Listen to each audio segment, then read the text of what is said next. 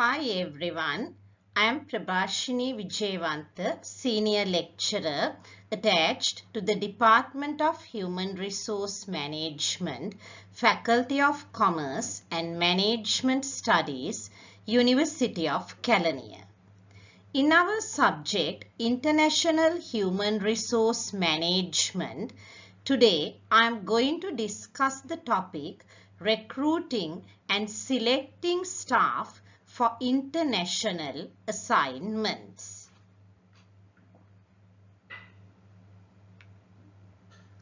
So this is the 6th lesson of the subject International Human Resource Management, if I count including the module Introduction. So after the module Introduction done by Miss Jeevanti, you all learned the basics of International Human Resource Management with Miss Yasodhara under the topic Introduction to International HRM. So if I am to recall what is International Human Resource Management, you all know that under International HRM or IHRM, what you discuss is how the human resource management function is practiced in international organizations. So what are these internationally operating organizations? They are mainly identified as multinational corporations. So during the previous lesson done by me under the topic Creating the International Organizations, you learned the different methods adopted by different organizations to go international and expand their business operations internationally. So out of them, most of the organizations which go internationally following the approach of having a wholly owned subsidiary or a strategic alliance or an international joint venture may have to staff their business operations. So as an organization operating in a particular country, which we identify as the parent country or home country, starts business operations in another country, which we identify as a host country, they have to decide how are they going to employ people in the host country operation. How are they going to man the host country operation? So then, different organizations use different approaches to staff their international operations. So, what is staffing international operations? You all studied about that recently with Miss Jeevanti, where she may have taught you about the different approaches adopted by different organizations to staff their international operations based on their staffing orientation.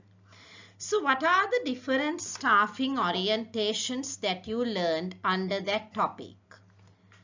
Ethnocentric staffing approach, polycentric staffing approach, geocentric staffing approach, and finally the regiocentric staffing approach. There are 4 staffing approaches. And also you all studied about international assignments under that topic. So what is an international assignment? An international assignment is a work or job related assignment given to an employee in a foreign location or an international location. So in that case, an employee working at, let's say, the headquarters of IBM, let's say in the Silicon Valley, USA, may be given an international assignment to IBM India. So in that case, it is identified as an international assignment. So an employee who goes on such an assignment is identified as an expatriate. So because these expatriates take these assignments, we also refer to these assignments as expatriate assignments. So then, when a company wants to send an employee for an international assignment, they have to select that person. So today we are going to discuss under the current topic how companies recruit or attract and select out of that attracted pool of candidates, how the company selects employees for international assignments. So remember, in this lesson, we are discussing only about corporate international assignments. That are assignments made by the company itself based on the requirements of the organization. So most of these recruitments and selections take place internally.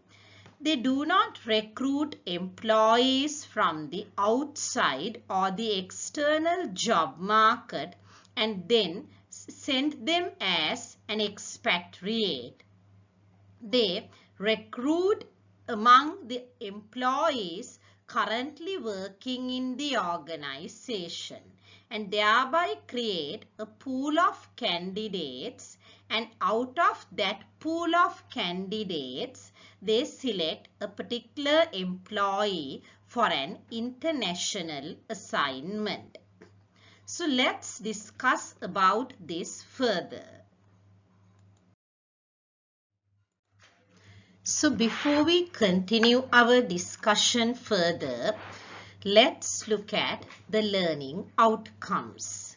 So you all know what are learning outcomes. So the learning outcomes are statements of what a learner should know or learner knows or understands and is able to do upon the completion of the learning process. So upon the completion of the learning process or upon listening to this video lecture, studying the handout and attempting the 2 quizzes that I have uploaded to the LMS, you should be able to explain these concepts very clearly. On completion of this session, you should be able to explain conditions for international staffing. So what are the conditions that multinational corporations or internationally operating organizations pay attention to before or while staffing an international operation?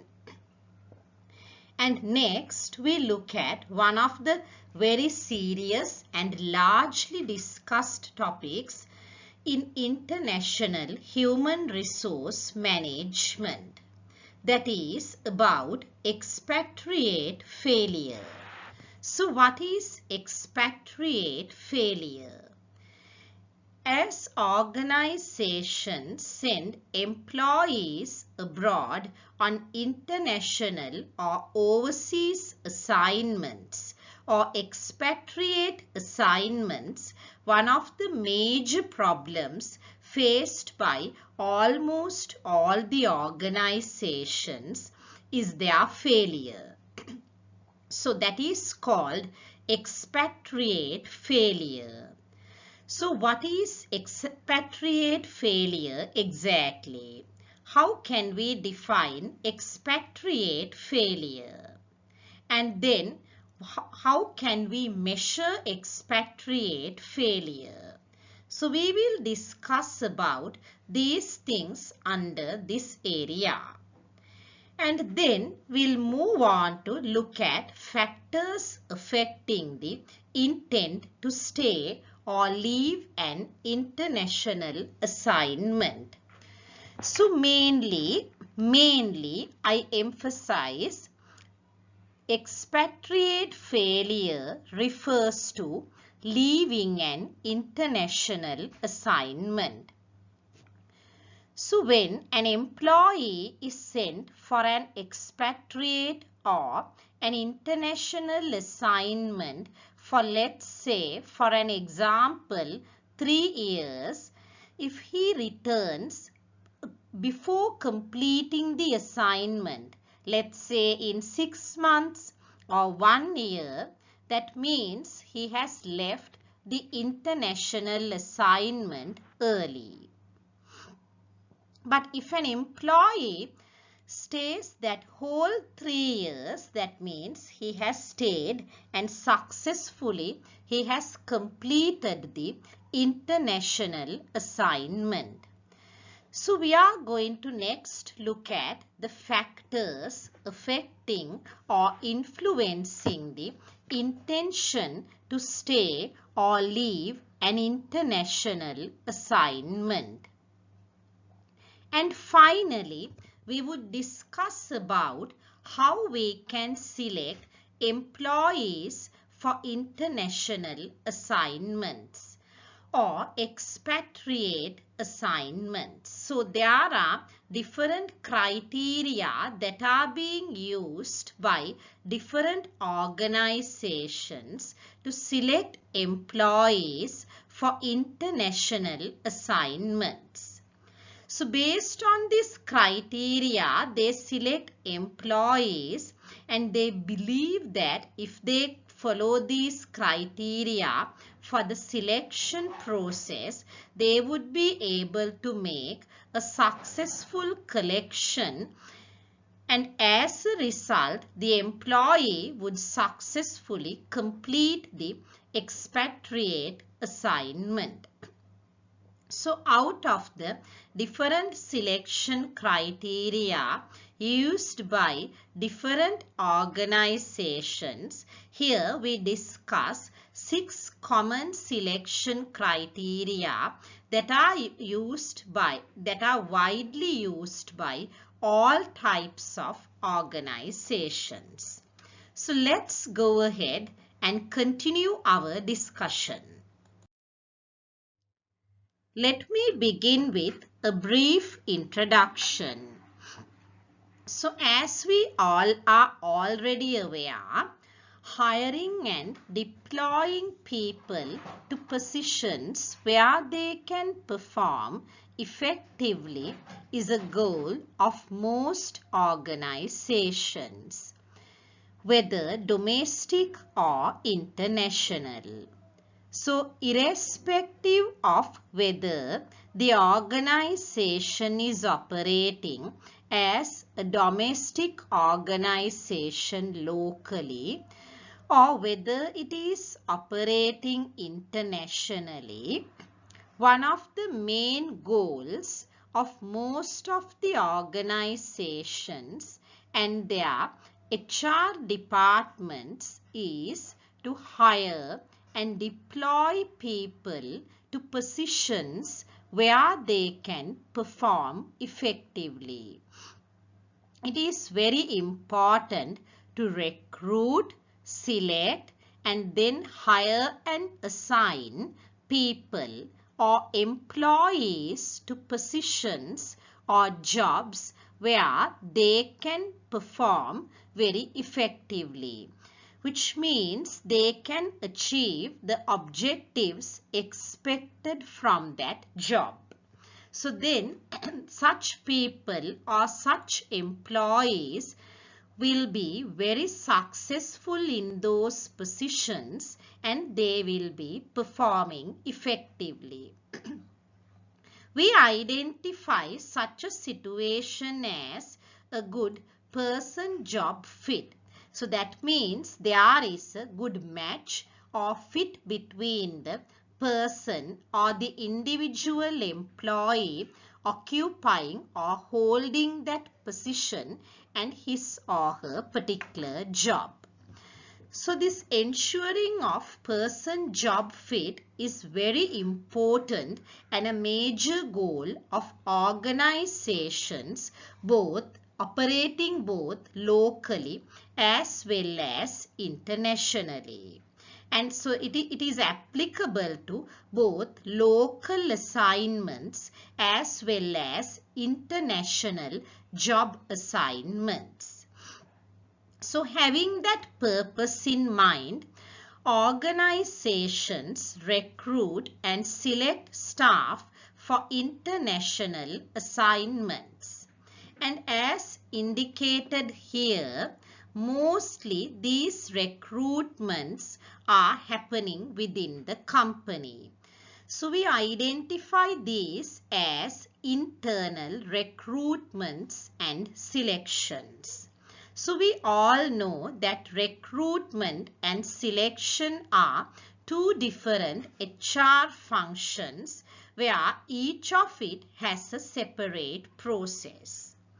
So recruitment refers to attracting a pool of suitably qualified candidates to fill a particular vacancy.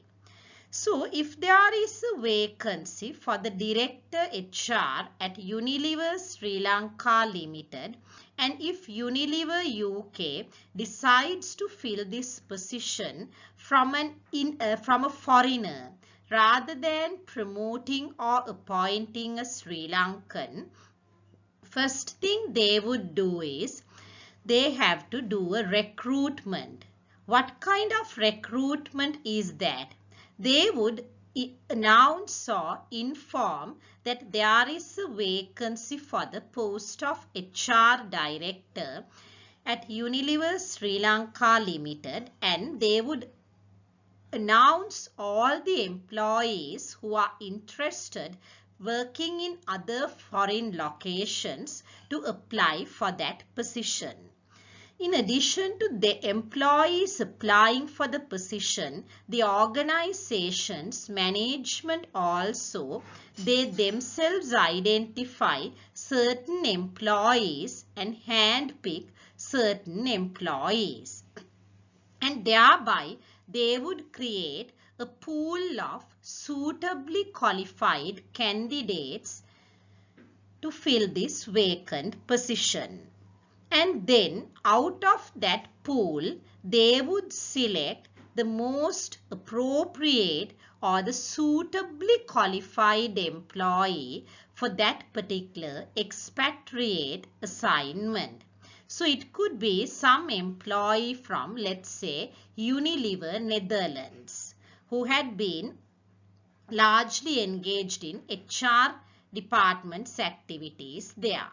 So this is also an internal recruitment, but the difference is this is for an international context. Earlier we did recruitments for within the organization domestically. Here it is within the organization but for an international context, that is for a foreign location.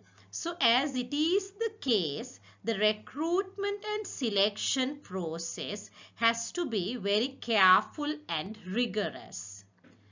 Recruitment of internal hires for expatriate assignments is preferred due to reduced risk of a poor selection decision. So, organizations in addition to recruiting somebody or an employee internally, may also recruit a person externally from the external job market for an international context or an expatriate assignment. Though that is very much possible, they do not do it quite often. Why? Because all these organizations believe that recruitment and selection of internal hires or internal employees or internal candidates for an expatriate assignment or an international assignment overseas is preferred. Why? Because there is a reduced risk of a poor selection decision. So you all already know that irrespective of whether it is for an international assignment or a local assignment, when an organization makes a selection decision for a particular job, there is always a chance of a particular percentage for the selection decision to become poor or bad or wrong. So in that case, the person whom we decided to select may not be the most suitable or the most appropriate candidate. So as I mentioned earlier, as these expatriate assignments are a very complex scenario, it is very important for an organization to make a correct and accurate selection decision. In that case, there is a high chance for a correct selection decision when you recruit an employee internationally.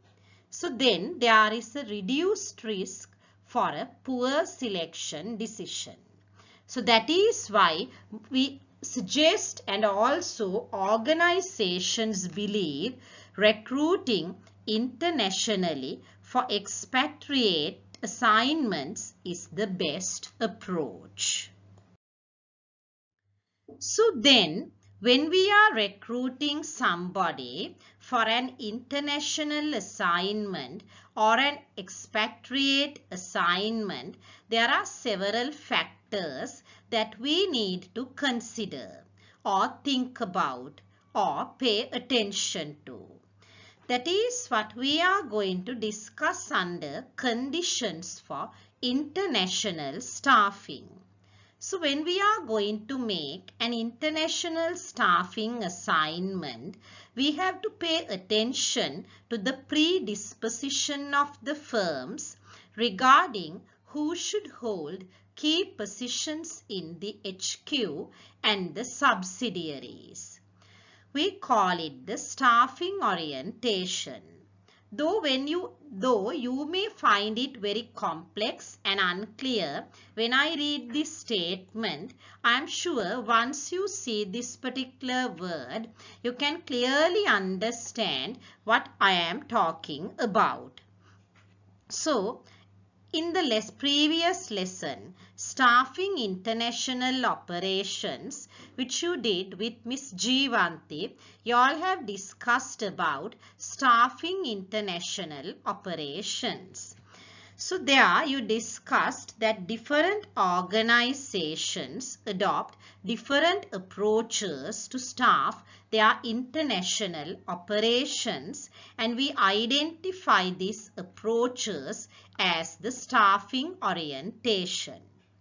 So this staffing orientation depends on the predispositions of firms. What are predispositions? Predetermined ideas or predetermined decisions of firms or companies regarding who should hold key positions in the HQ and the subsidiaries. Key decisions of these internationally operating organizations about who should hold key positions or top positions in the HQ. What is meant by the HQ? The headquarters. And also the wholly owned subsidiaries operating in overseas locations.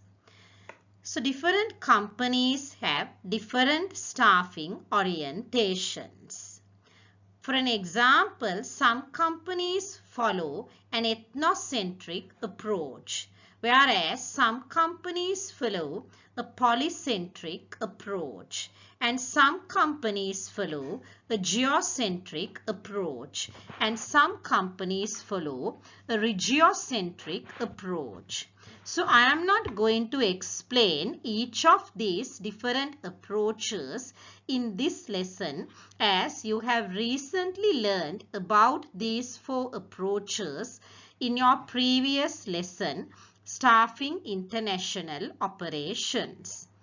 So now tell me, out of the 4 types of staffing orientations, what in one orientation you do not have to consider or think about international staffing. What is that? That is the polycentric approach. Why?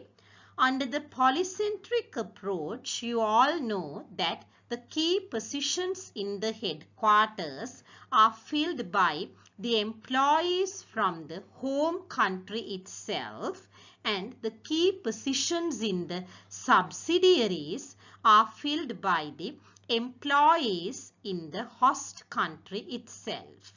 So organizations with a polycentric staffing orientation rarely use international assignments. So in that case, they do not have to pay attention to what is being discussed in this lesson. But if any of the organizations at any occasion is using any of the other 3 staffing orientations, ethnocentric, geocentric or regiocentric, they have to pay attention to what is being discussed in this lesson. The second condition that the organizations need to pay attention is about the constraints imposed by the host governments. So, if a company, let's say located in if a company which has its headquarters located in France is sending an employee on an expatriate assignment to their wholly owned subsidiary located in Nigeria, the HR department in the headquarters, that is in France, has to pay attention to the constraints or restrictions imposed by the host governments. So in this example, it is the Nigerian government. So the company has to pay attention to the labor laws and regulations and immigration rules and regulations imposed by the Nigerian government. So because when we are sending an employee from France to Nigeria, we have to follow the international immigration rules as well as the immigration rules applicable to Nigeria, imposed by the Nigerian government. Because the Nigerian government has to grant permission for this employee from France to come and work in Nigeria. So for that, they have to either create or grant him a work visa or a work permit. So then, when he is getting a work visa or work permit, that would depend on the immigration rules in Nigeria. And in some countries, especially like in Malaysia, there is a immigration rule where the host government, that is the Malaysian government, needs evidence on why local nationals are not suitable. Let's assume an Italian multinational corporation has established its subsidiary in Malaysia, and this company wants to send an Italian national to fill a particular vacancy in the Malaysian operation. So which means this Italian employee is coming to Malaysia on an expatriate assignment. In that case, the HR department of the headquarters in Italy has to obtain a work visa or a work permit for this Italian from the Malaysian government for this Italian employee to come and work in this Malaysian operation.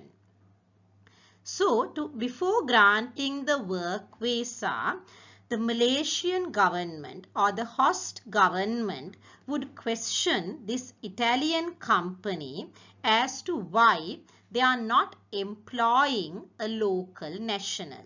That is why they are not employing a Malaysian national for this particular position.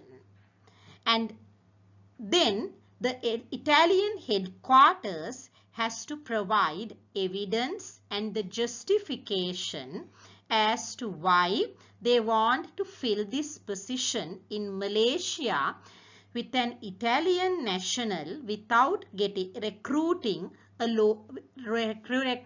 or promoting a local national from Malaysia.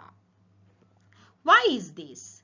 Because these governments like that in Malaysia are very keen and very interested about providing employment opportunities for their local nationals. So these governments and countries have granted permission for these foreign multinational corporations to come and do their investments in countries like Malaysia and start operations with the objective of getting more employment opportunities for local nationals, that is Malaysians.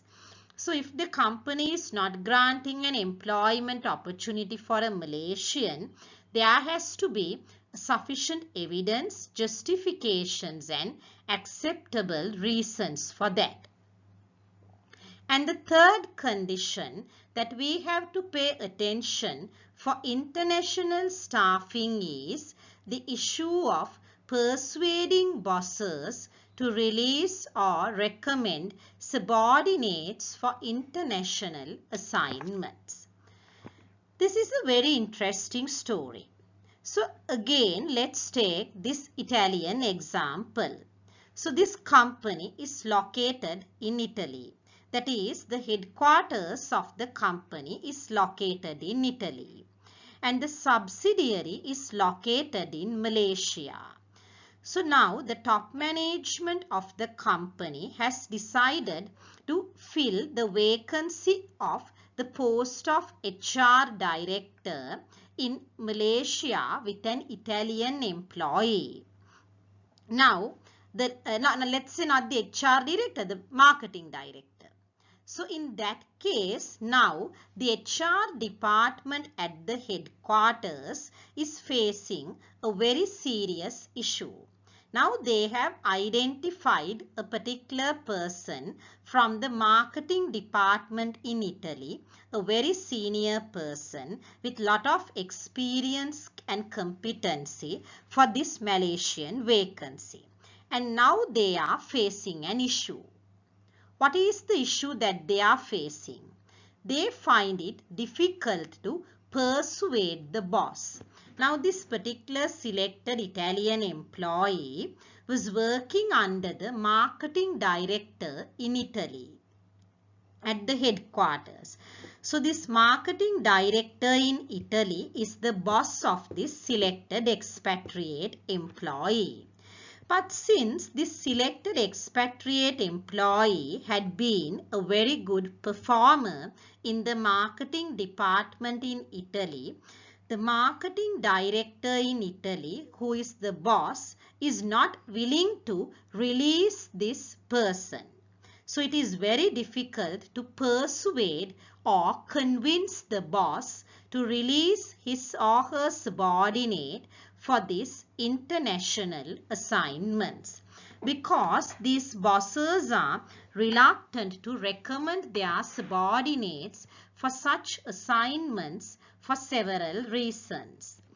One, then they would lose a very competent and a very talented team member from their team.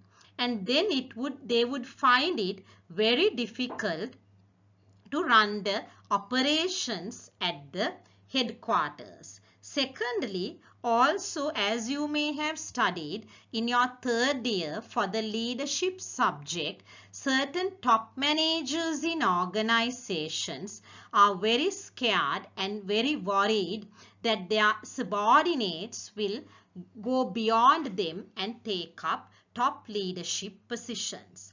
So because of these two reasons, it is very difficult to persuade the bosses to release or recommend subordinates for international assignments. So the HR departments of multinational corporations has to pay serious attention to these three areas prior to selecting a staff member for an international assignment. So then we move on to discuss about expatriate failure. So what is expatriate failure? So let's assume after facing all the difficulties from the boss and the host government, the company, that is the headquarters, have selected an employee from Italy to work as the marketing director in Malaysia. So then now this person has gone to Malaysia as an expatriate employee, and now he is living and working in Malaysia for 3 years on the company assignment. So then will he be successful in Malaysia? That is what we expect as an organization. And the employee also may be expecting the same. But is it the case always? No. There are instances where we observe that there is serious expatriate failures. So then, what do you mean by expatriate failure?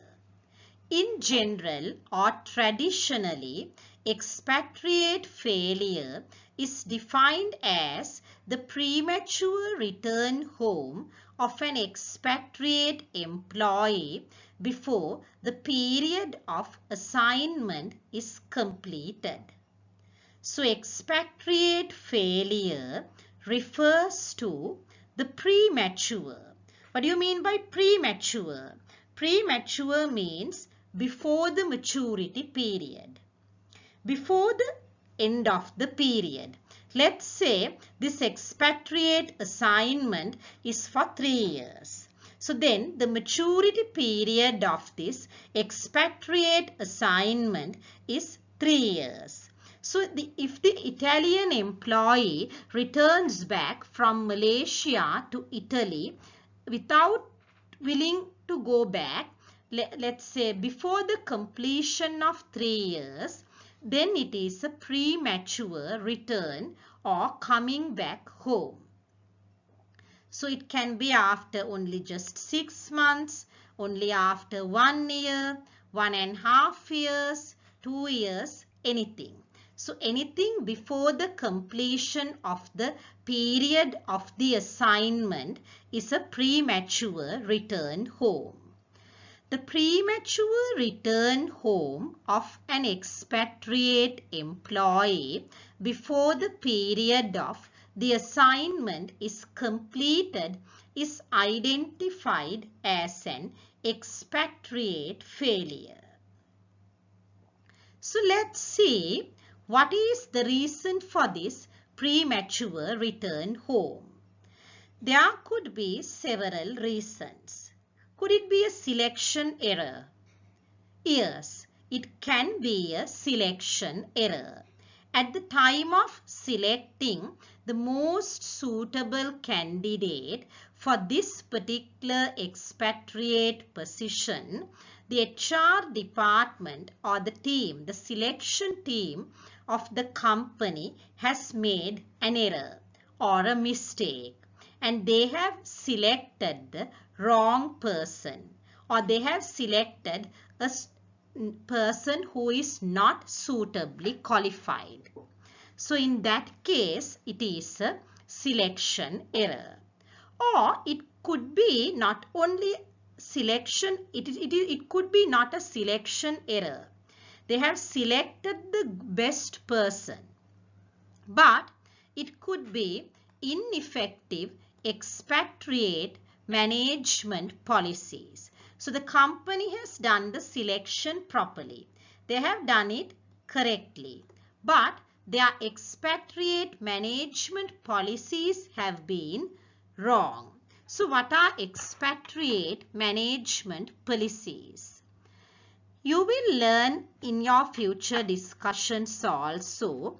Once an organization identifies and selects an employee for an expatriate assignment, the company has to do a lot of things with regard to this employee and the assignment. In my next lecture, International Training and Development, you will learn that the company has to invest a lot of money, time and other resources and provide pre-departure training for this particular employee. And then even after giving the pre-departure training and sending the employee abroad, the company has to look after this employee, coordinate with this employee, reward him properly. You all will learn about that under international compensation. And also you have to look after his issues like coming back home, looking after the family, all that. So all these things, how the company looks after the expatriate employees, depends on the expatriate management policy adopted by the company. This expatriate management policy is created by the HR department and approved by the top management of the organization. And if it is ineffective, if it is not effective, then there could be problems even if you have selected the most suitable employee. So in that case, before sending other employees in the future for international assignments, the company has to modify the expatriate management policy. So it could either be a selection error or it could either be an ineffective expatriate management policies, or it could be both. Right? Okay. So then we defined earlier what is expatriate failure. So it is a premature return home. That is, an employee who was sent for, let's say, a 2-year assignment returns home within 6 months. Assume that employee doesn't return home. He somehow completes the assignment for 2 years. Maybe because the employee doesn't want to return back. The employee thinks that he would be considered as a poor performer if he returns back. He would somehow stay in the expatriate assignment despite it being very difficult. So in that case, it is not a recall. And also sometimes the employee may want to come, but the company may say, no, you can't come. You have to somehow stay for the full 2 years and then only you can return. Otherwise, you will be demoted or you will be punished with a pay cut or whatever. In that case, sometimes the employee may somehow stay and complete the period of the assignment. So then in this situation, the employee has not returned home prematurely. He has completed the period of the assignment. So does that mean that he has successfully completed the expatriate assignment and there is no expatriate failure? No. There could be a lot of other consequences for the company as well as the employee, even though he has completed the expatriate assignment. So then the premature return rate is not a perfect measure of success or failure for an expatriate assignment. The premature return rate is not a perfect or a very accurate measure or an evaluation criteria for the success or failure of an expatriate assignment. So in that case, then we have to broaden the definition. We have to broaden this definition to include other issues. So then the scholars in the field of HRM have now paid attention to broaden the traditional definition of expatriate failure. Let's look at that further. So we are continuing our discussion on expatriate failure. So as I mentioned earlier, the basic definition of expatriate failure is that an employee is early return home prior to completing the expatriate assignment. So you identify it as early return of the expatriate back to his or her own country. So it could happen in two ways. Either the employee may inform the company that he wants to come before the completion time of the assignment, or looking at his poor performance in the foreign location, the headquarters or the company may decide to recall or call him back to his own country. So in that case, it is an early recall by the company. So when the company asks him to come, we call it an early recall. And when the employee decides to come, we identify it as an early return. So in addition to that, we said we need to broaden the definition, because we cannot decide that the expatriate assignment was a complete success simply because the employee completed the specified period of the assignment. So there could be other issues still, like underperformance. So the employee who was sent on an expatriate assignment is underperforming, performing poorly, or not performing well. So in that case, we identify it as underperformance.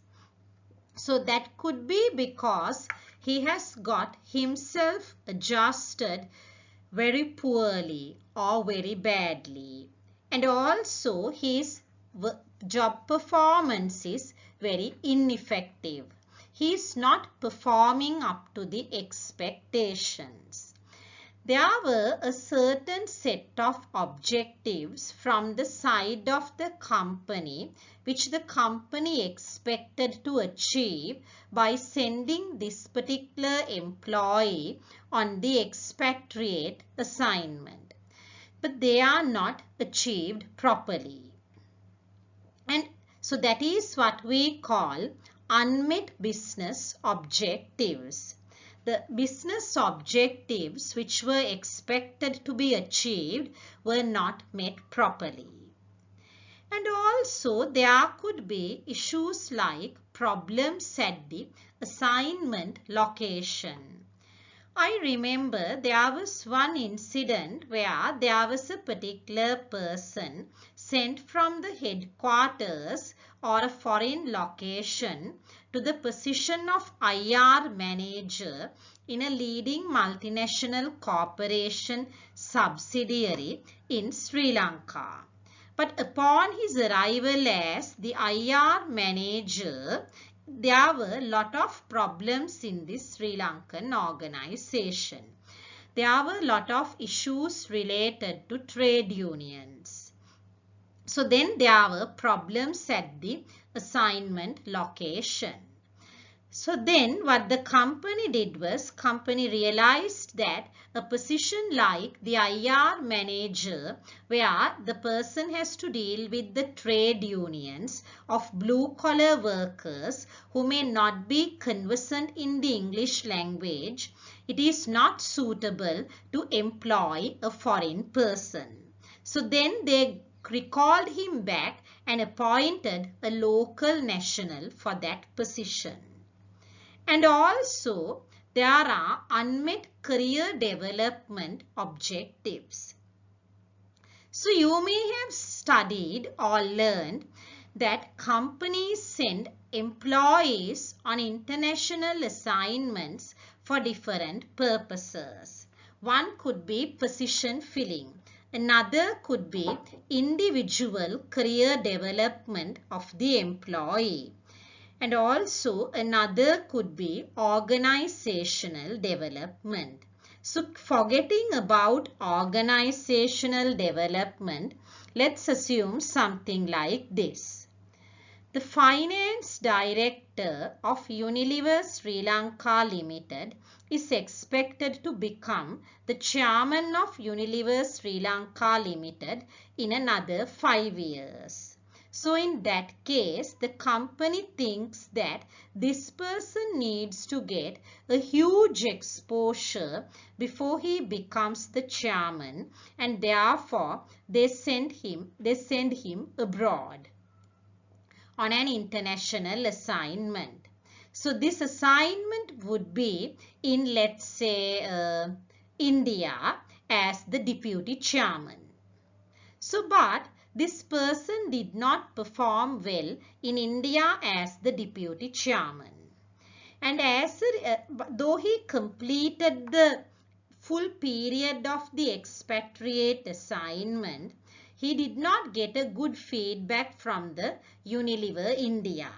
And also he did not receive the required exposure from Unilever India, enabling him to become the chairman of Unilever Sri Lanka after the completion of the 5 years. So then the career development objective established by the management and the employee is unmet. Then there is a failure. And also there could be repatriation problems. What is repatriation? Have you heard of the word repatriation before? Yes, I think you may have heard about the word repatriation before in the first lesson, Introduction to International HRM. So, repatriation is the opposite of expatriation. So, expatriation is an employee leaving from his or her home country to another foreign country for an international assignment. So then repatriation is its opposite. That is, an employee returning from the foreign country to his country or her country upon the completion of the assignment. So even though the person has successfully completed the assignment overseas and returned back, if there are repatriation problems, then the company has not achieved the expected goals and objectives from this expatriate assignment.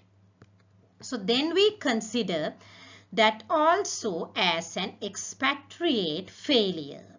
So what are the types of repatriation problems? Upon repatriation, the employee was not able to get the expected promotion. So upon repatriation, the employee didn't stay with the company for a long time. He resigned and joined another company. In that case, all the investments made by the company on this employee went on a waste. So that is repatriation. Those are repatriation problems. So you will learn in detail about repatriation problems under the topic re-entry and career issues. So then the next is about the costs of expatriate failure.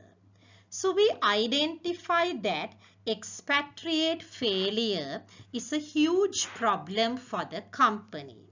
So there are a lot of consequences happening for an organization because of an expatriate failure. One of such problems is the cost issue associated with an expatriate failure. So there are two types of costs that a company will have to face or incur as a result of an expatriate failure. So what are these two types of costs? We divide them into two categories as direct costs and indirect costs. So what are the direct costs of expatriate failure? So direct costs of expatriate failure are the costs that vary according to the level of the position, the destination country, the exchange rate, and the replacement efforts made by the company. Let's assume the expatriate assignment is simply for a brand manager, which is a relatively low hierarchical position compared to that of the, let's say, marketing director. So the direct cost of the expatriate failure varies or differs according to the level of the position that the expatriate employee was occupying in the foreign location. The cost would be lower for a brand manager compared with the position of marketing director. And also destination country. What was the country that this employee was working with and then failed? So if it is a major business location for our company, then it would be a problem. Then exchange rates. Say assume a Sri Lankan employee went on an assignment to USA and then returned back early. Then there would be a huge cost incurring due to the exchange rate differences. And also, now that this expatriate has returned back, the company, that is the headquarters and the host location, has to discuss and decide how they are going to replace that position. So if it requires a lot of training for that particular position to be replaced, then replacement efforts are very high. Then the direct costs of the expatriate failure is very high. But if it is a position which can be easily replaced, then the replacement efforts and the costs are not very high. So examples of direct costs are the airfares. So we all know that when an employee is sent on an expatriate assignment, the airfares regarding the assignment are borne by the company itself. Why? Because the employee is going abroad not simply because he or she wants to go, but because the company wants him or her to go. So in that case, the company has to bear the air ticket expenditure for one time up and down by the company, and also associated relocation expenses. The company has to incur a huge amount of expenses or expenditure to relocate this employee in the foreign location. So we will discuss further about relocation later. So the company has to find a house for this employee. The company has to provide the house rent for this employee. The company has to help this employee to find schooling facilities for the children. So all these relocation expenses would go on a waste. And also the salary paid to the employee. So because we all know that when an employee is sent on an expatriate assignment, the company would pay more than the normal salary paid to him while he was employed locally. Why? Because now he is doing a more challenging job. So there are additional expenditure that are being paid to him, such as the hardship premium. You will learn about these things in detail when you study the topic International Compensation with Dr. Ishankar. And also, the company will incur a lot of costs for training this employee before sending him on an expatriate assignment. So as I mentioned earlier, the company would be giving different types of training to this particular employee, such as pre-departure training, language training, etc. We will learn further about these different types of training given to these employees going on expatriate assignments under the topic International Training and Development, which I will take with you next. So then all these costs would be direct costs or direct losses of expatriate failure.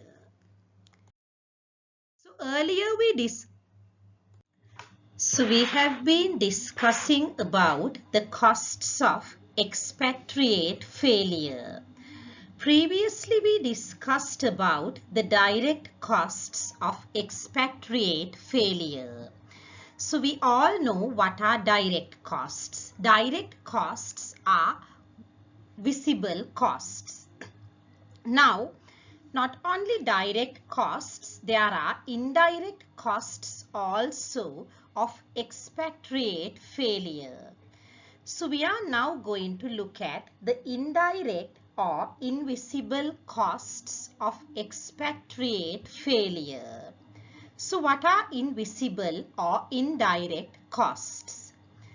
These are the costs occurring as a result of expatriate failure but harder to quantify. We cannot quantify it or measure it and say that the cost of the loss of market share is $500,000. We can't say like that. But it is very clear that it is more expensive than the direct costs. So what are the examples of indirect or invisible costs? Loss of market share. The lost market share for the product of the company in the foreign market due to the low quality of the product or poor sales of the product or as the company was unable to supply the product in sufficient quantities to the market because there was a trade union action against this particular expatriate employee, something like that. And in the first lesson, Introduction to IHRM, you may have discussed under the topic the differences between domestic and international HRM, that the HR departments of multinational corporations, not only HR departments, all the departments of multinational corporations have to maintain very strong relationships with the government officials of the host country, because the operations of international businesses are largely affected by the rules and regulations of the host country. The officials have to look into the host government relationships. So, if this particular expatriate employee had a negative relationship with the host government officials, that relationship with the company and the government of the host country would be reduced, and it would create very serious political problems. And then also the host country company may have key clients or key customers. So those relationships also may have got damaged as a result of those problems. And also now we all know, like we discussed previously, most of the host country governments as well as the host country employees and the trade unions demand always to employ host country nationals in almost all the positions in the host country operation. Why? Because then there is a bias of those employees towards the country and the employees. And also because then it is easy for the governments and the workers to deal with as he is a host country national. And also as it creates employment opportunities for people in the host country. So despite these requests, companies employ expatriate employees in line with their general staffing approach. But as an expatriate employee fails, this provides some support to the host country employees to demand to replace this expatriate employee with a host country national. So they may bargain or negotiate or request or demand to the headquarters to occupy this position with a host country national rather than an expatriate employee. And it would affect the general staffing approach of the multinational corporation if the company is using a staffing approach such as an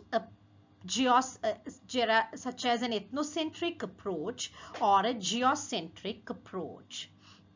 And due to the problems with the expatriate, there could be productivity issues. So there may be lost man days and lost productivity in the operation. Then lowered morale of host country nationals. Lowered or reduced morale or motivation of the host country employees may be as a result of a conflict with the expatriate employee. Lost esteem, confidence and prestige among peers of the failed expatriate. So up to now, these are the problems related to the host location. Then also there is another problem.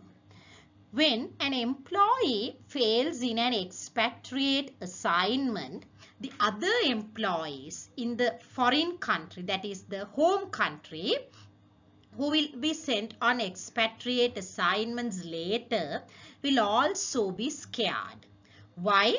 Because they would lose their self-confidence and self-esteem and also the prestige, and they may feel, these peers may feel, that they also would have to face the same situation and the same problems if they also fail as an expatriate. And as a result, these peers also may refuse to accept expatriate assignments in the future. So then there would be a problem. So this is about the peers of the expatriate employee. And then about this particular expatriate employee. So there would be threatened family relationships of the expatriate. As a result of this expatriate failure, he may have to return back home. In that case, now if he had gone with his whole family abroad, and if he has to suddenly return back home without completing his assignment, then it would disturb the employment of his or her spouse and the education of their children. As a result, these children and the wife will also be upset, and it would threaten or damage the family relationships of the expatriate. And finally, the performance problems within the expatriate. So as the expatriate goes abroad and fails in the assignment, even upon returning back home, still he may have that shock in his mind, and he would have to face performance problems. So these are the indirect or invisible costs of expatriate failure. So far we discussed what is expatriate failure and the costs of expatriate failure. So next we are going to look at the factors affecting expatriate failure. What are the factors affecting or causing expatriate failure? So there could be several reasons that are affecting expatriate failure, and we could discuss about them for hours. But here in this lesson, I am discussing about a few selected factors which are largely affecting expatriate failure. The first one is the inability to adjust to the foreign culture. The first one is the inability of the expatriate employee to adjust to the foreign culture. So what do you mean by the foreign culture here? The culture of the expatriate country. So this is a huge challenge. A huge challenge faced by an expatriate employee is immediately as he goes overseas, he should be able to adjust to the culture of the foreign country that now he is going to work in. Not only the expatriate employee, but also his spouse and children also have to get adjusted to the foreign culture. So sometimes it is not the expatriate employee who was unable to adjust to the foreign culture, but the reason for the expatriate failure or the premature return home was the associated inability of the spouse, say the wife or the husband or the partner, or the family. It is not the wife or the husband but the children to adjust to the foreign location. Sometimes it could be where the children of this expatriate employee are unable and unwilling to adjust to the foreign location and the foreign school, as they may be facing language problems. This happens especially when employees go on expatriate assignments to China, where the child has to go to a Chinese school to study. And also there could be other family problems like leaving the aged parents back home. So therefore some companies do not allow their employees to take their family when they go on an expatriate assignment. Why?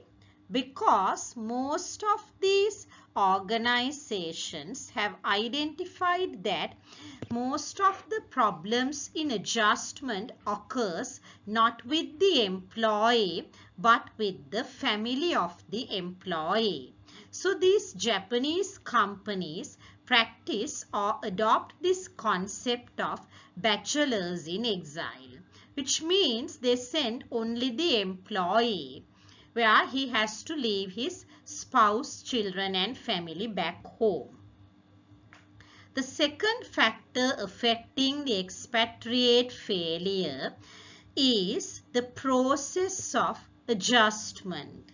The process or the inability to adjust.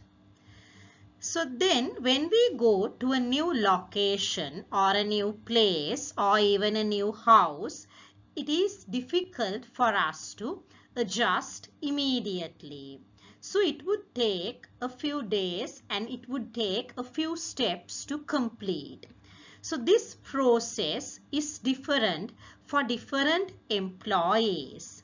So this adjustment is multifaceted or different. And as individual employees vary or differ in terms of their reacting and coping behaviors. So they react to certain situations differently. They cope with certain behaviors differently. So or they cope with, they have different coping behaviors. So because of all these issues, the adjustment process is multifaceted or different from employee to employee. Sometimes the lack of maturity of the expatriate employee may create a huge concern. Sometimes certain expatriate employees may lack sufficient maturity to demonstrate the required coping behaviors. So as a result, the adjustment process would be complex. Certain scholars have done a lot of research studies about this adjustment process, and they have come up with this thing called the adjustment cycle or the U-curve. So this is an illustration of the U-curve, but I am not going to explain about this U-curve in detail, as it is not required for you at this undergraduate level. But I just wanted to mention you or inform you that there is something called an adjustment cycle or U-curve, and that is why I have included this in this slide. But I am not going to explain or elaborate on this in detail. But if you are interested in learning about that, you can search Google and find out more information. Then we are still continuing our discussion about the factors affecting expatriate failure. So one major factor affecting expatriate failure is the length of the assignment. So you all may have learned about the different lengths of the expatriate assignments under the topic Staffing International Operations. So there are short assignments as well as long assignments. So then longer assignments give more time for expatriate employees to adjust to the assignment, the foreign country, the foreign culture and the foreign organization. And then they can gradually turn out to be productive. But for some employees, longer assignments may be hard and boring. And also, there would be a situation where there is a short assignment where there is no sufficient time for the employee to adjust, but he or she has to immediately show results, be productive and perform while simultaneously or parallelly adjusting to the foreign culture and the foreign location. In that case, it would be very difficult for that employee, very strenuous for him or her, and as a result, sometimes, let's say the assignment may be for 1 year, but the employee may leave the assignment within just 3 months. Then another factor affecting expatriate failure is the willingness of the expatriate employee to move or not. So there are certain employees who prefer living in their home country, and there are certain employees who prefer working in foreign countries. So if there is an employee working in a multinational corporation who does not prefer working in other countries, if he is selected for an expatriate assignment for even 2 years, he may be not very much willing to move. He may accept the assignment and go because it gives him an opportunity for career development and promotion. But actually he may not be willing very much to move to the foreign location. So then and also if there is an employee working in a multinational corporation who is willing to work abroad, then he would be very happy to move when he is being selected for an expatriate assignment. So in that case, he would become very successful in the foreign location compared to the previous employee whom I mentioned before, who is not very much willing to work overseas. And also when considering about expatriate assignments, we have to pay attention not only to the willingness or reluctance or refusal of the employee to move, but also about the reluctance or willingness of the family of the employee to move.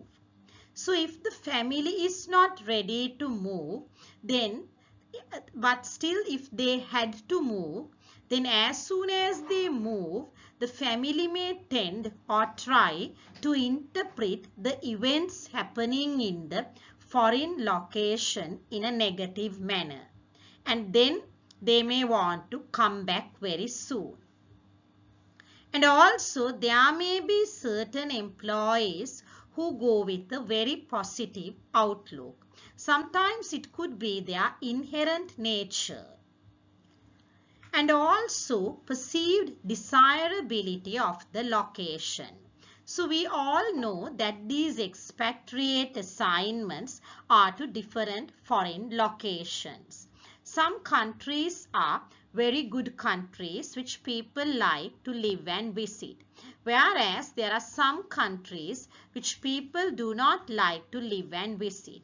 So if this assignment is to a desired location, let's say to Europe, USA, UK, Canada, something like that, the perceived desirability or likeness of the employee to travel to that location is very high. In that case, he may be very much willing to move to that foreign location, and also he may not return back early or fail in the assignment. But if it is for a country like Ghana, Nigeria, or whatever in the African continent, or maybe in the South American continent, there may be issues where the employee does not desire or is not willing to go to that location. So in that case, the perceived desirability of the location is very low. So then we are still continuing our discussion about the factors affecting expatriate failure.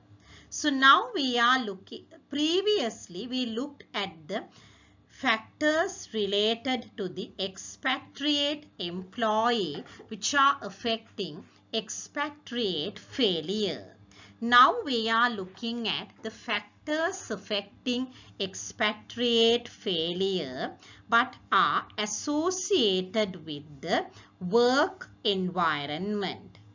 The work environment of the employee. So when we refer to the work environment, this refers to the home country work environment of the expatriate employee as well as the work environment of the foreign location where employee is going to take up the assignment. Parent country nationals' commitment to the local company. So then this parent country national is the expatriate employees.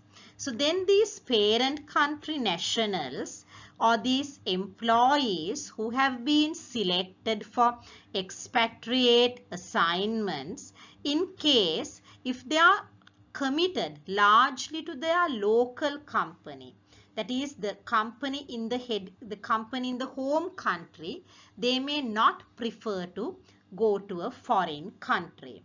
And if they are asked to go, they may go without a proper willingness. And as a result, it would create a failure. Adjustment to interaction with HCNs. So how successful or how good is the expatriate employee in adjusting to interact very well with the host country nationals? So if the expatriate employee is very capable and competent in adjusting to properly interact or build relationships with the host country nationals, there would not be a failure situation. Adjustment to general living conditions. Sometimes based on the nature of the foreign location, the city or the area where the company's subsidiary is located, the expatriate employee may find it difficult to adjust to the general living conditions in the foreign country. This happens especially when an employee is posted to the northern part of India, because in that part the general living conditions for people are not very sound and comfortable. Then the adjustment to the work role itself. Once an employee is sent from one country to another country for a work role, that work role would often be different from what he was doing in his previous country. So then the employee has to adjust to the new work role, which he or she would find very difficult. So the adjustment to the work role itself would not be very easy. And associated higher responsibilities inherent in the position. And also sometimes when an expatriate employee takes up an assignment in a new position, that may be a position where there are a lot of associated or related higher level responsibilities. And this employee may not be competent or capable enough to hold these higher responsibilities, and he may not be having the sufficient coping behaviors to bear the stress. In that case, he might find it difficult to manage with the expatriate assignment and may return prematurely home. So with that, we conclude our discussion about expatriate failure. And now we are moving on to discuss the second part of this lesson. What is the second part of this lesson? That is selecting staff for international assignments. How a multinational corporation can select staff members for international assignments to minimize expatriate failures in the future. So these selections are very critical for international HRM, because the quality of this selection decision will determine largely whether this expatriate assignment is going to be a success or not. So it is critical for international human resource management. And we also know that selection is a two-way process between the individual and the organization. So it will determine the career success of the individual employee as well as the assignment success for the organization. So once we create a pool of suitably qualified candidates through the recruitment process for an international assignment internally, then we have to select the most suitable or the most suitably qualified candidate for this international assignment. And in this selection, there may be problems. Why? There may be candidates or employees handpicked or identified by the top management as a very prospective or a very capable candidate. But then again, he or she may reject the expatriate assignment. He or she may reject or refuse to accept the expatriate assignment. Why? For factors which make them immobile. Due to factors which make them immobile or not mobile. So there may be factors or reasons which do not allow them to move overseas. So because of this, the companies and the managements should very carefully and clearly understand that all the prospective candidates or all the competent employees may not be willing to accept expatriate assignments even though they are selected. Why? Because there are different reasons which make them immobile. One such type of reasons are the individual reasons. Individual reasons affecting the individual employee. What are they? Family considerations such as dual career couples or aging parents. So there may be issues with the family of the prospective candidate. Such as, for an example, dual career couples. Who are dual career couples? Assume this selected expatriate employee this selected candidate for an expatriate assignment is a male working at Unilever Sri Lanka Limited. And assume that his wife would be, let's say, a top employee in a leading private bank in Sri Lanka. So in that case, if this husband is to take up this expatriate assignment, he has to go abroad and live overseas for a good 3 years. But he is not willing to leave his family, that is his wife and the 2 kids in Sri Lanka, because they always want to stay together. So in that case, he has to either take his family and go abroad for the 3 years, or he has to refuse the assignment. So one thing, he may refuse the assignment. Why? Because if he is to go with his family abroad, his wife also has to join with him.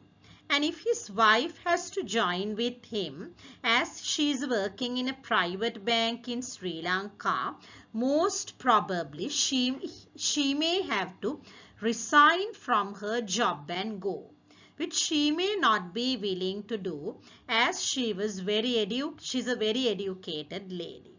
So in that case, as the wife is not willing to leave, the husband may have to either decide to go alone, which he may not like, and in that case, he may have to reject or refuse the expatriate assignment. And another problem that employees may reject the expatriate assignment is in countries like Sri Lanka, where there is a very strong family culture and very strong relationships with extended families. People always do not leave their parents alone. They always look after their parents very well. And once the parents are old, and if the parents also can't join them to go overseas, these employees or their families may have to leave their elderly parents alone here at home. So which the employees may not be willing or like to do. And in that case, they may reject the assignment. So those are individual or personal reasons. And there could be situational factors which make the expatriate employee to reject the assignment. What are they? Perceived toughness of a particular culture. So we know when you studied culture for the subject IHRM, and also when you studied culture in the 3rd year for international management, you have learned that culture is a very important and dominant variable in international business and international HRM. So there are certain country cultures which we believe as tough cultures. We perceive the cultures of those countries are very tough. So in that case, that employee might feel that it would be difficult to stay in that country for 3 years, and he may refuse or reject the expatriate assignment, especially when the assignments are given for countries like Germany or maybe North Korea, China, and sometimes India.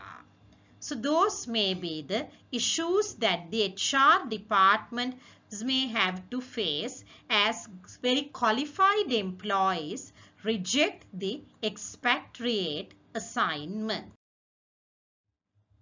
So then, to make a very good expatriate selection or a very good selection for an expatriate assignment, companies use different selection criteria for selecting staff for international assignments.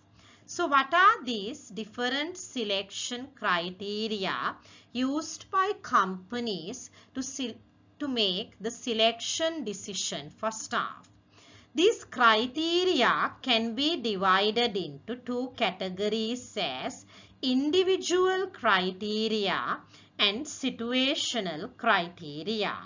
So individual criteria refers to criteria associated with the prospective candidate, and that includes technical ability, cross-cultural suitability and family requirements.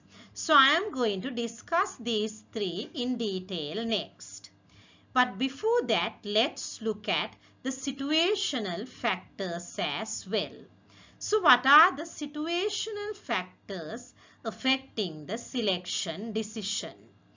Situational factors are the factors coming from the work setting. So this includes country or cultural requirements coming from the host location. The requirements coming from the host country, such as rules and regulations regarding immigration, and also maybe employee working culture, etc. in the host country. And next is the language being spoken and used in the host country. And then the special requirements of the multinational enterprise or the company in selecting and deploying staff for international assignments. I am not going to discuss all these three factors in detail. So I have just explained them here. So if you all are further interested about learning about these factors, you may search on the internet or refer to the book by Peter Dowling. So let's move on to the detailed discussion. So the first selection criteria that we are going to discuss is the technical ability of the individual employee. What do you mean by the technical ability? The technical ability refers to the ability or the skill or the competency or the capability of the individual employee or the person who has been selected as a prospective candidate to perform the required tasks of the job. So whether the prospective candidate whom we have selected for the expatriate assignment is able or competent or skilled enough to perform the required tasks of the job in the foreign location. So how do we identify this technical ability or the technical skills and managerial skills of the employee? One thing, we may refer to the performance evaluation records of this particular employee and the recommendations or comments of the superiors of the employee. And also, we may refer or compare the job descriptions of this employee, the current job description here and the job description in the overseas location. So then this is one of the dominant or a major criteria used. In some companies, this is the only criteria used. They do not use or refer or consider any other criteria. So this technical skill ability or this technical ability is evaluated to ensure the suitability of the candidate for position filling. So you all know that there are different types or the different types or methods for which an employee may be sent on an expatriate assignment. So one such purpose of sending an employee on an expatriate assignment is for the purpose or objective of position filling or filling a particular vacant position in the foreign location.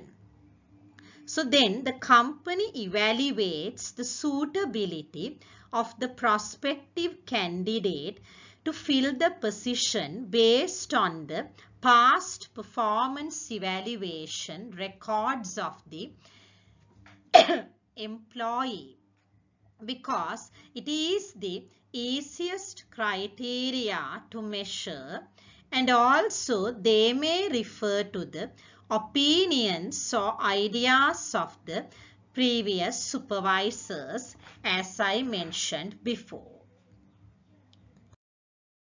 The next selection criteria that is being used is the cross-cultural suitability of the employee. What do you mean by this? Whether this particular candidate or prospective candidate is suitable to work in this foreign location. Whether he has sufficient cross-cultural competencies. So the cross-cultural competency of cross-cultural suitability of an employee is evaluated through the intercultural competency of the employee. So there are different scales and questionnaires that are available to evaluate or judge the intercultural competency of an employee. So what is intercultural competency? The competency of the employee to work with multiple cultures. Expatriate employees or the employees who are sent on an international assignment need cross-cultural abilities.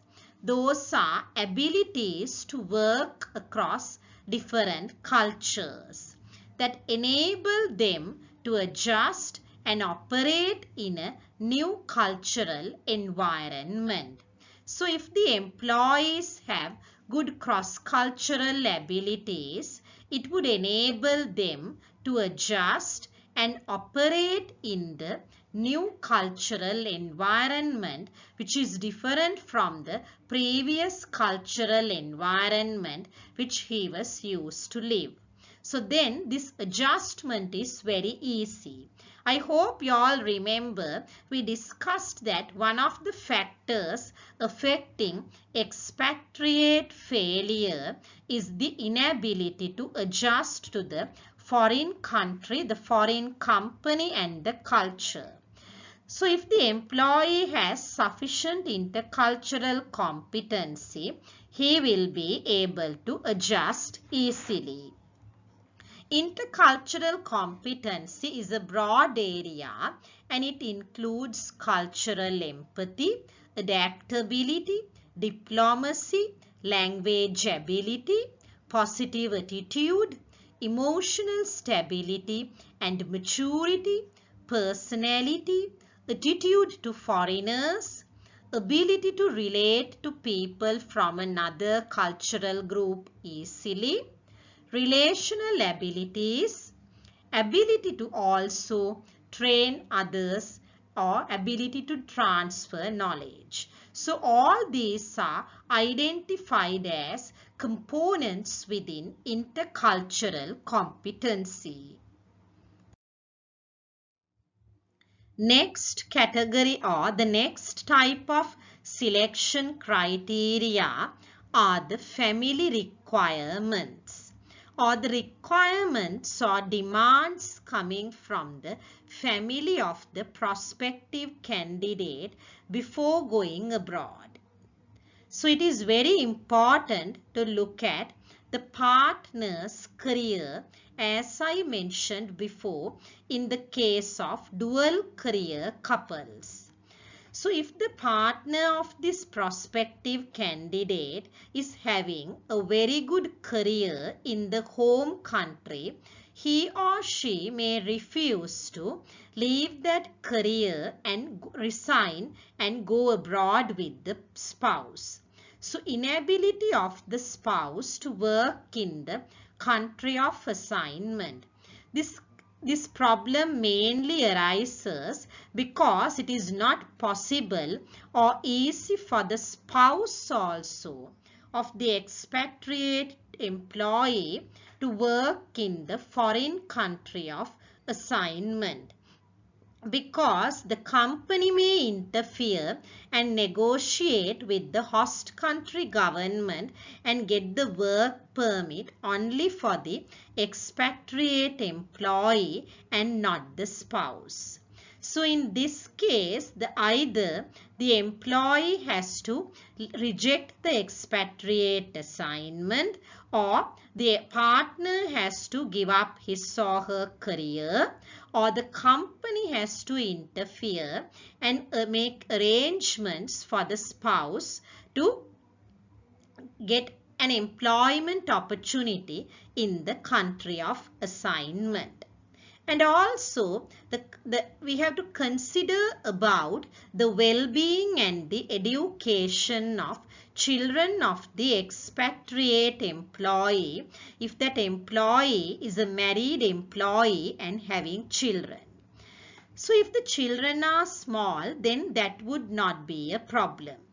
But in case if the children are going to school, the expatriate employee may be worried to take the children out of the school and take them abroad, assuming that their education would be disturbed. And also the employee would be mindful as to whether the educational environment and the quality of education in the foreign country is good, or whether the environment that they have to live in the foreign country is good for the well-being of the employee, whether there are enough facilities for nursery, kindergarten, daycare, play areas, parks, etc. Because that may affect the well-being of the children, as the children are also leaving behind their close relatives, cousins and friends and neighbors. And also the company, as I mentioned previously, have to pay serious attention about the parents of the employee. So sometimes if there is an employee who is the one responsible for caring or looking after the parents of the employee, who are especially very old, very aging or invalid. What do you mean by invalid? Maybe sick, ill, paralyzed, disabled, something like that. So in that case, the employee may not be willing to leave those parents and go. And also, nowadays with the increased rate of divorces, we could see lot of single parent families. What are single parent families? Families where there is only one parent. It could be either the father or the mother. The single parent situation may occur either due to a divorce or maybe due to the death of one parent. And if the living parent is the person whom we have selected as an expatriate employee, then they may have to decide whether they are going to go for the expatriate assignment, as the custody or the looking after of the child or children would be a serious issue. Because custody of children, there is nobody to leave the children behind when they go, in one hand. On the other hand, sometimes if it is a case of a divorce, if the father also has a right to see the children once a week or once a month or something, then this mother cannot take the child and go abroad. in that case, he or she may have to refuse the expatriate assignment. And then, so what can we do for these issues? So one of the major solutions that the company can do to address the family problems is when they are doing the selection or when they are running the selection process, they have to involve the spouse or partner of the prospective candidate, discuss with them their issues and get their willingness, and also collect the details about the spouse. So then they can overcome this problem. So with this discussion, we conclude our discussion about selection criteria, individual factors. Next, we move on to the selection criteria, situational factors. So under situational factors, the first factor that we are going to discuss is about the country requirements. So what do you mean by the country requirements? Country requirements refer to the requirements imposed by the host country. This includes, as I mentioned previously, the immigration rules and regulations. So obtaining work permit and entry visa from the host country by proving that there is no HCN available. So the company has to obtain a work permit for this expatriate employee before sending him or her on an expatriate assignment. So then this obtaining of the work permit and entry visa from the host government has to be done by proving that there is no suitably qualified host country national available in the foreign location, as we discussed previously. And also the host government may block those transfers, and in that case we may not be able to select certain employees based on factors like ethnicity, nationality and religion. And also the legislative changes or changes in the laws and regulations in countries where the multinational enterprise is involved. For an example, employment related immigration laws. So sometimes these laws may specify that they can't send a female or they can't send a married employee, something like that. And also the next issue is as we discussed under family requirements, obtaining work permits for accompanying spouses. Sometimes some employees may be willing to take up an assignment overseas if the company interferes in obtaining or getting a work permit for the accompanying spouse or the partner, so that the spouse's career would not get damaged, but she also will find some form of employment. So this is very difficult, and because of that there is an organization called Permit Foundation established by joining these leading companies like Unilever, etc., which jointly push host country governments to grant work permits to accompanying spouses. And the final factor regarding country requirements is the location of the host country.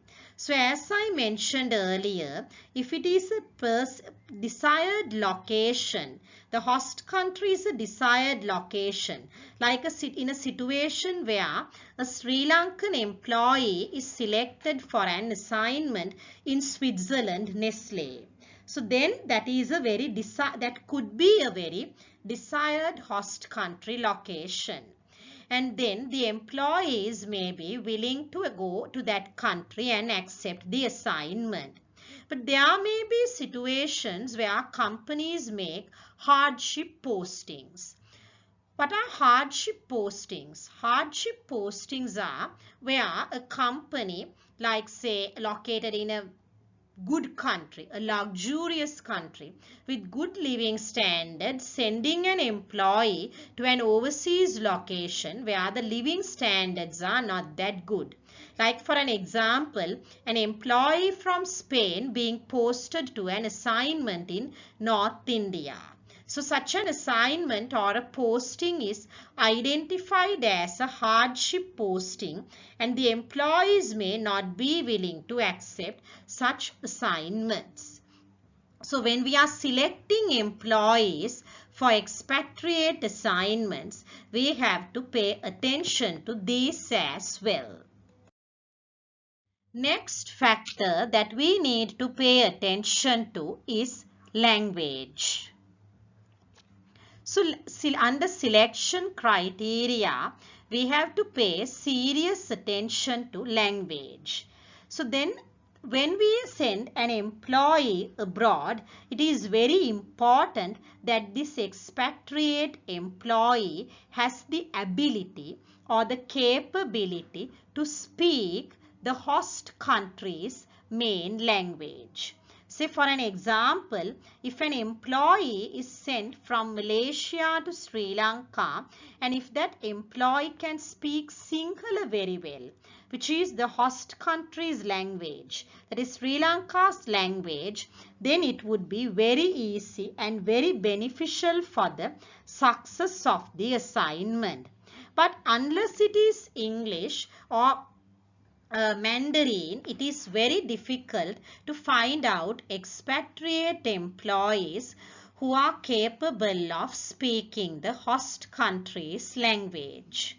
In that case, what should you do? We can decide if even though the employee is unable to speak or write or read the host country's language, if the employee can speak or write, read, understand the common corporate language, then that would be good. So what is common corporate language? That is the common language used in the company's communications. Like for an example, English. So if an expatriate employee, say from Poland, is sent to Sri Lanka, and if he is unable to speak Sinhala, that is not a major issue. But if he was able to speak, read and understand Sinhala, that would be really good. But if he is unable, that's not a problem. Whereas this person is very good and capable to speak and read and write and understand English. But if the employee is unable to understand both the host country's language as well as the common corporate language, then there would be a serious problem. So in that case, what could the companies do? We discuss about this in detail in international training and development as well. We can provide the employees with the expertise in languages by providing them training on foreign languages, by getting them to follow company-sponsored foreign language studies and international relations courses, and also area studies. But the only thing is the company has to bear the cost for these programs, as the employee is learning these languages and following these courses because of the requirements of the company. So with that, we conclude our discussion about the situational selection criteria as well. So out of the 3 situational selection criteria, I have discussed only 2. I have not discussed the MNE requirements. So if you are interested in finding about that, you can, as I mentioned before, search about it on the internet, or refer to the Peter Dowling's textbook. So with that, we conclude the session on recruiting and selecting staff for international assignments. So before we wind up, let me summarize what we discussed so far. So under this lesson, we discussed the conditions or the factors that the company's HR department has to think about or pay attention before international staffing. And then we discussed about expatriate failure, the concept, the definition, and also the forms of expatriate failure and expatriate failure rates. And then we looked at the costs of expatriate failure. What are the two main types of costs of expatriate failure? So here we discussed two types of costs as direct costs and indirect costs with examples. And then we moved on to discuss the factors affecting expatriate failure, such as the inability to adjust, where we discussed about the adjustment curve and the adjustment process, and the length of the assignment and the willingness of the employee to move. And finally, we discussed about the selection criteria for selecting staff for international assignments, as it is important for companies to pay attention to these criteria to make a good selection decision and thereby minimize expatriate failure. So there we discussed two types of selection criteria as individual based selection criteria and situation based selection criteria. So under individual based selection criteria, we discussed about the technical ability and the cross-cultural suitability.